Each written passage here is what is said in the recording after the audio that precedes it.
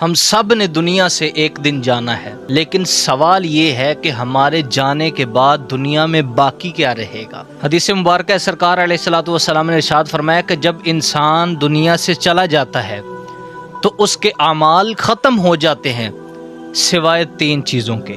پہلے نمبر پر صدقہ جاریہ، ایسا علم جس سے دوسرے لوگ فائدہ اٹھائیں، فائدہ حاصل کریں، وہ صدقہ جاریہ ہے، وہ کبھی ختم نہیں ہوتا۔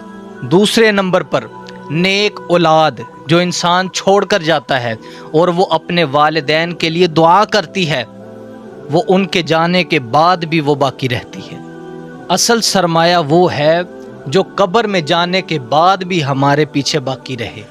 ایک اچھی تربیت کی ہوئی اولاد اپنے والدین کے جانے کے بعد بھی ان کے لیے اجر پہنچاتی رہتی ہے۔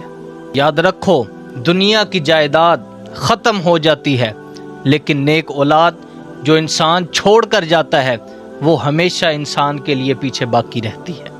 آج سے اپنے بچوں کو دین کی تعلیم دلوائیں تاکہ وہ بھی آپ کے لیے صدقہ جاریہ بن سکے۔